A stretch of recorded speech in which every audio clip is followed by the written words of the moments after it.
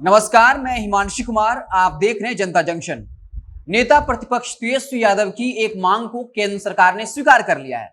आपको बता दें कि लगातार नेता प्रतिपक्ष तेजस्वी यादव पूरे देश में जातीय जनगणना को लेकर बीजेपी को घेर रहे हैं और कह रहे हैं कि बीजेपी को अपना स्टैंड क्लियर करना चाहिए। बीजेपी जातीय जनगणना के मसले पर तमाम क्षेत्रीय पार्टियों के निशाने पर है और इसी बीच एक खबर आ रही है, केंद्र सरकार ने नेता प्रतिपक्ष तेजस्वी यादव की एक मांग को स्वीकार कर लिया है। आपको 7 अगस्त का दिन याद होगा, जब मंडल दिवस के दिन तमाम आरजेडी मुख्यालयों पर बाकायदा केंद्र सरकार को लेकर धरना प्रदर्शन किया गया और कहा गया कि केंद्र सरकार जल्द से जल्द जातीय जनगणना करवाए। साथ ही साथ जो बैकलॉग से आरक्षित सीटें खाली हैं, चाहे वो एससी, एसटी, ओबीसी के पद जो खाली हैं उसको भरा जाए। साथ ही साथ मंडल कमीशन की जो सिफारिशें अब तक लागू नहीं हो पाई है उसको लागू किया जाए। उस दिन तमाम जिलाधिकारियों को वो ज्ञापन सौंपा गया और अंततः जिलाधिकारियों ने वो ज्ञापन केंद्र सरकार को सौंपा। उन 3 मांगों में से एक मांग को केंद्र सरकार ने स्वीकार कर लिया है।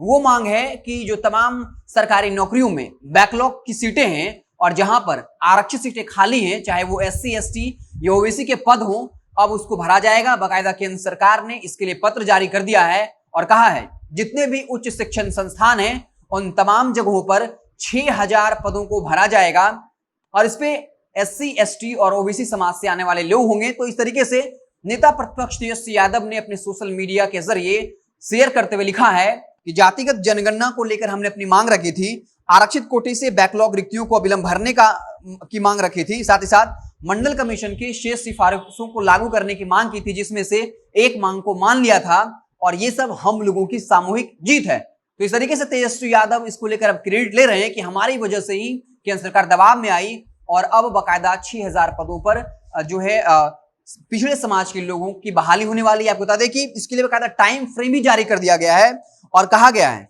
कि 5 सितंबर 2021 से इसकी प्रक्रिया शुरू होगी और 4 सितंबर 2022 तक इन तमाम प्रक्रियाओं को पूरा कर लेना है। आपको बता दें कि लगातार बीजेपी पर यह दबाव बन रहा है कि वो जातीय जनगणना कराए और उत्तर प्रदेश में 2022 में विधानसभा चुनाव होने हैं और विपक्षी पार्टियां ये चाहती हैं, या जो एनडीए के अंदर गठबंधन में क्षेत्रीय पार्टियां वो चाहती हैं कि जातीय जनगणना को लेकर बीजेपी अपना एजेंडा क्लियर करे, अपना स्टैंड क्लियर करे।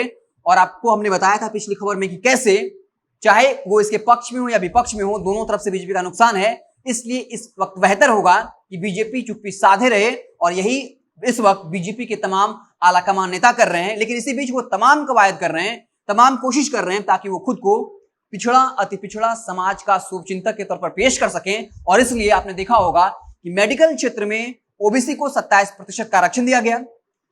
जुलाई में जब मोदी मंत्रिमंडल का विस्तार हुआ तब बीजेपी के प्रदेश अध्यक्ष संजय जायसवाल ने कहा था कि इतिहास में पहली बार ऐसा हुआ है जब सबसे ज्यादा पिछड़ों, अति पिछड़ों और बाकायदा दलितों को मंत्रिमंडल में जगह मिली है। और अब एक बार फिर से नया दांव चला है केंद्र सरकार ने और बाकायदा उन तमाम बैकलॉग सीटों पर जो 6000 पद हैं उन पर एससी, एसटी, ओबीसी के पदों को जल्द से जल्द भरा जाएगा। अब देखना दिलचस्प होगा कि 2022 में यूपी में विधानसभा चुनाव होने हैं, क्या उससे पहले जो क्षेत्रीय पार्टियां हैं वो बीजेपी को जातीय जनगणना के मुद्दे पर स्टैंड लेने को मजबूर कर देगी या फिर केंद्रीय आलाकमान इस पर चुप्पी साधते हुए उत्तर प्रदेश विधानसभा चुनाव तक जो है वेट करेगी।